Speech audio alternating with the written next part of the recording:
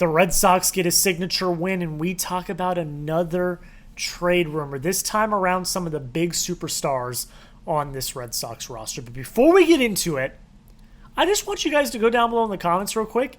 Name a random Red Sox player. Now, I don't want you to name the obvious ones. Don't name Dustin Pedroia or Ted Williams or, a Jarren Duran or a Garrett Crochet or a David Ortiz. Get creative down below in the comments. I want to see how many different Red Sox players' names we can get in the comments down below.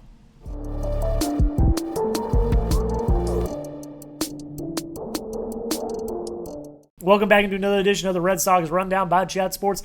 I am your host, Jack Lauderay, first things first. I got the Fenway green.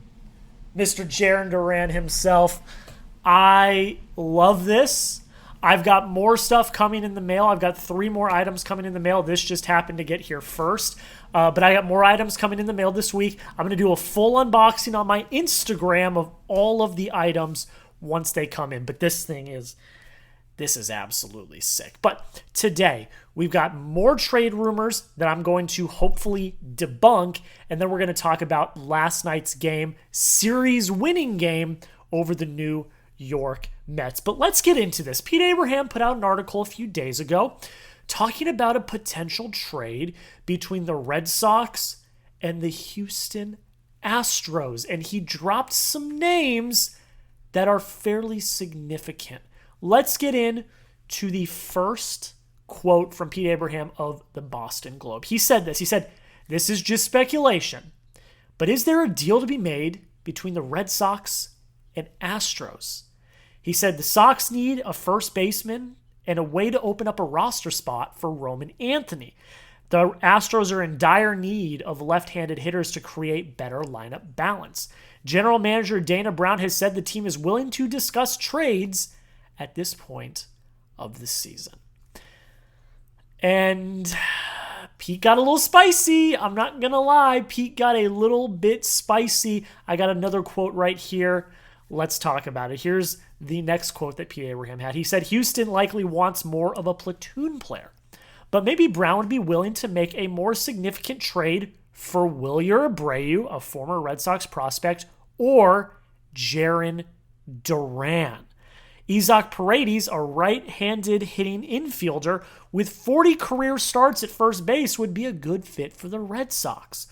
Whether it's Houston or another club, the Red Sox could find a healthy market for Abreu, Duran, or Saddon Rafaela, given the lack of outfielders in the upcoming free agency class outside of Kyle Tucker." A lot to take in there from those quotes. Basically, what Abraham is proposing is, since the Red Sox desperately need 1, a first baseman, and 2, to open up an outfield spot for Roman Anthony, maybe, and since the Astros are in desperate need of a left-handed bat in their lineup, maybe a trade can happen where you send a Wilyer Abreu or a Jarren Duran in exchange for Isaac Paredes. Let's get into it. Isaac Paredes is going to be a free agent after the 2027 season, so you will have a few years of control if you were to acquire him. This season, he is currently batting .265, an .810 OPS, 7 home runs, 24 RBIs. I'm going to get into my thoughts on this in a second, but you let me know. Would you trade one of Jarren Duran or Wilyer Abreu for Isaac Paredes? Go down below in the comments and type T for trade if you would. Type P for pass if you would not. And I'm also going to give you a little more homework. If you type T for trade, which of the two are you giving away? Are you sending Wilyer Abreu or are you sending Jarren Duran? Let me know down below in the comments. I'm looking forward, honestly, to seeing your guys' thoughts on this potential trade proposal. Personally, I would say no. First things first is I ran this trade through the trade values trade simulator, and either Duran or Abreu, the Astros would be getting significantly more value in return than the Red Sox would. I even added the Astros' number 4 prospect onto the trade. I forget his name off the top of my head, but he is a right-handed pitching prospect. I added him into the trade as well, so you would get Paredes and their number 4 prospect in their system, and it still wasn't enough value for either Jarren Duran or Wilyer Abreu. So one, you're not getting clear value here. And it sounds like the Astros are in more of a dire need than the Red Sox are right now. So, one, the Red Sox would have all of the advantage in this trade proposal, and two, you're not getting any value back. I mean, you're getting Isaac Paredes, valuable, controllable right-handed bat that can play first base, but you're not getting enough value back in that case. Secondly, we talked in yesterday's video about trading for Rhys Hoskins, who, at the time of recording this, like, his value would be 1, maybe 2 middle to low end prospects. He would be a 1-year rental, but 1, he's hitting better, has better stats, and 2, is a proven winning commodity. He's a veteran with winning experience.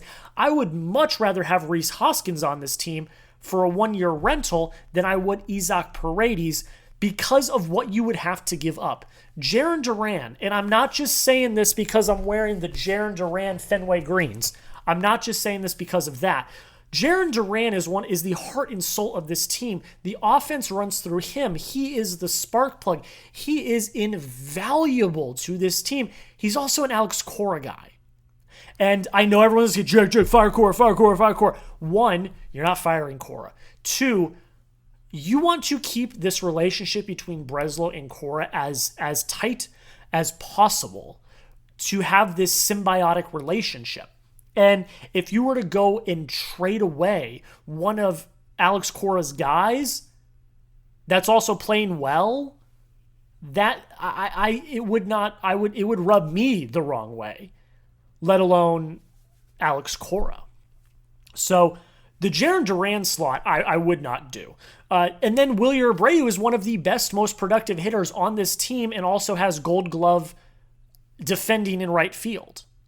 So trading away either of these players, in my opinion, would make literally 0 sense. And you're not getting back enough value to constitute that.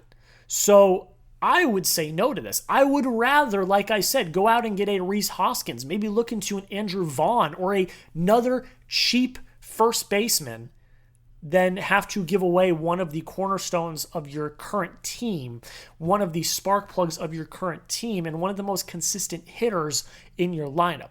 It would make absolutely no sense to me, and I would not do it 100%.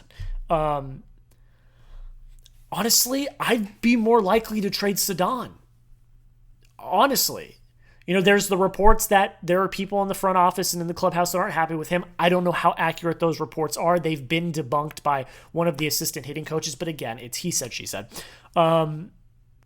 He provides very great outfield defending. He could probably be a Platinum Glove Award winner this year. But at the end of the day, his ceiling is not nearly as high as a Wilyer or a Jarren Duran. And we haven't seen it. Like, he's been hitting better, but he's not hitting at, you know, a higher level of value than Jarren Duran and Wilyer Abreu. When I was talking about bringing up Roman Anthony to start with, I always said you move down David Hamilton, you make Saddon the super utility, and you move Jarren Duran to center field. That's always been my plan. So when this comes around, and Pete Abraham even says, he says Saddon might have a healthy market as well. So I'd much rather trade Saddon. And if you look at the value chart, that would make a lot more sense than giving away 2 of your most productive hitters. I know Jarren Duran hasn't hit that well so far this year, but he has started to come around over the last week or so. And some invaluable members of the clubhouse. I would not do it. So those are my thoughts. I would not do it. It's an interesting conversation to be had, though, because Pete's right. Wilyer, Duran, and Saddon are all going to have a hefty market at this trade deadline because one of them's going to have to give up their spot for Roman Anthony at some point. And with Kyle Tucker being the headlining outfielder of this free agency class and really the only good outfielder in this free agency class, the market for Jarren Abreu and Saddon is going to be very hefty. So these trade rumors are not going anywhere.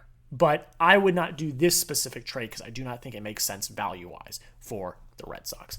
We're going to talk about the game here in a second. But again, if you love the Red Sox as much as I do, if you love news, rumors, we're recapping every single game, make sure you hit that subscribe button. We are getting so close to our big goal of 2,000 subscribers. I think we hit 1,840 subscribers today. So we are 160 subscribers away. Help me get there. Help me show the bosses that we are growing this community brick by brick. If you love the Red Sox, make sure you hit that subscribe button right now. Red Sox win 2-0 over the New York Mets. Boy, do I have some thoughts on this game. I'm going to take a deep breath here for a second.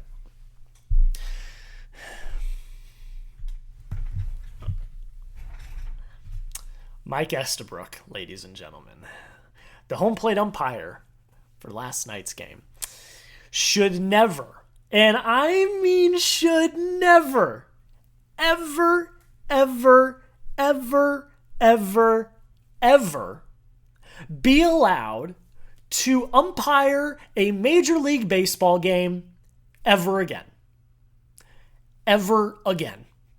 He should be suspended. He should be fined. He should get every single punishment under the sun for the absolute pathetic display that he put on in last night's game. If you don't know what I'm talking about, in the third inning of this game, Walker Buehler throws a strike.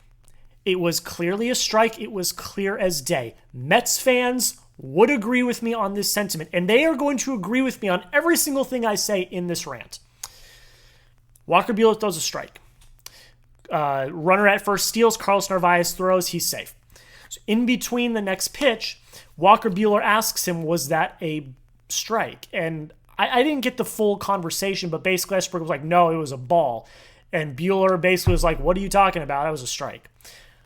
If you watch the video back, Estabrook is the aggressor in this situation. He comes out from behind the plate. He comes basically charging out at Walker Buehler and starts yelling at Walker Buehler to get back on the mound when Buehler, as far as we know, if we get some footage or we get some audio that Buehler cusses him out, okay, this is a different situation.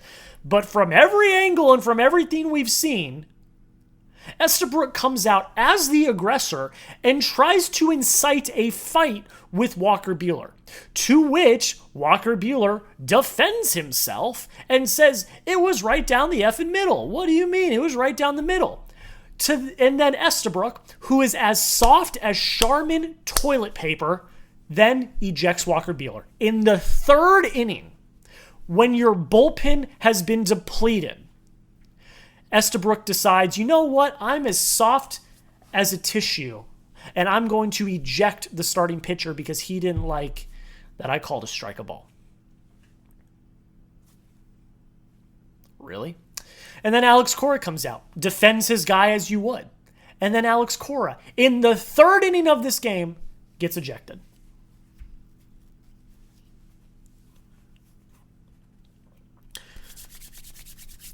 That's a disgusting display by an umpire in Major League Baseball. It's indefensible. We have every angle. There's cameras everywhere.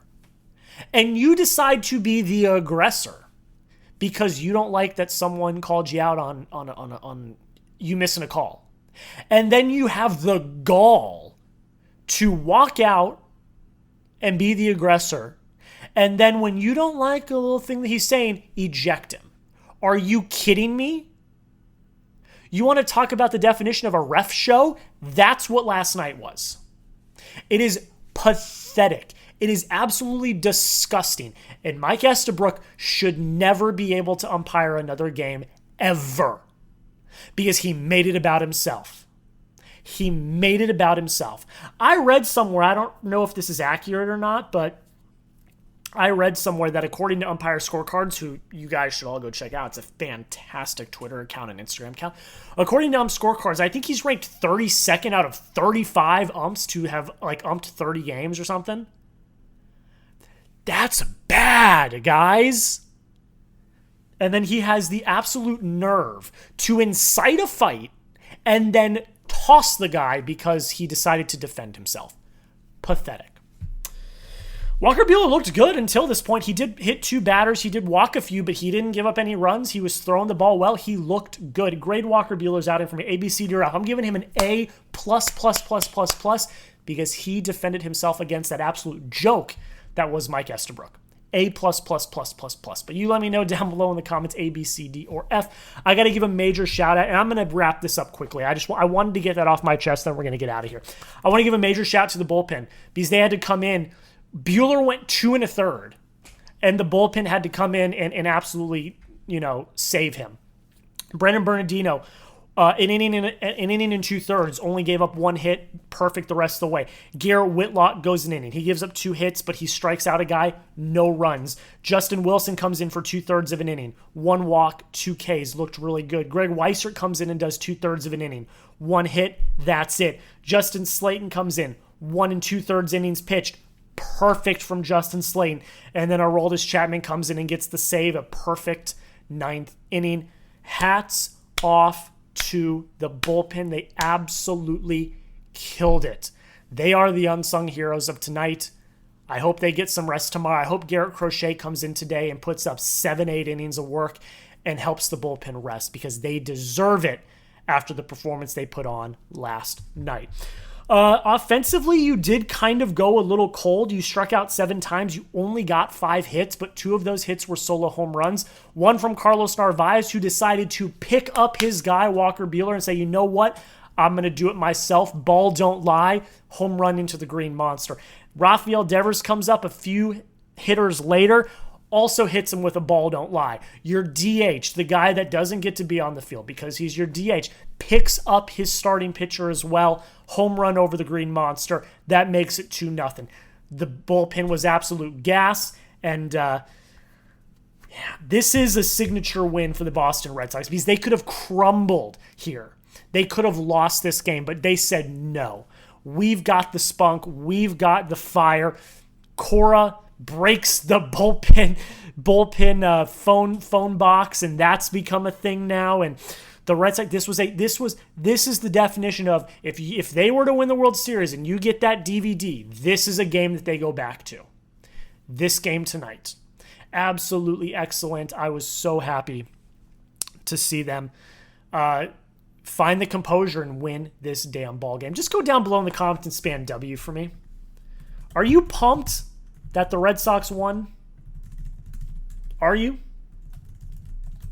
Just spam W in the comments. I'm going to spam W a million times because the Sox not only won this game, but they won the series and have Garrett Crochet on the mound today to hopefully shut the door and sweep one of the hottest teams in baseball, the New York Mets.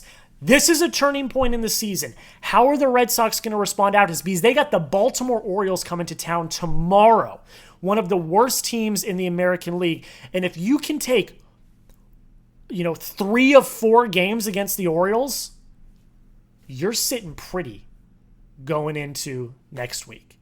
So this was a huge win. This was a win they desperately needed, and against all odds, because Mike Estabrook wanted to ruin this game and make it about himself, you get the dub. That's where I'm going to end it, guys. Thank you all so much for taking the time to watch this video. Again, join the family. Let's get to 2,000 subscribers as fast as possible. Hit that subscribe button. And until next time, go Sox.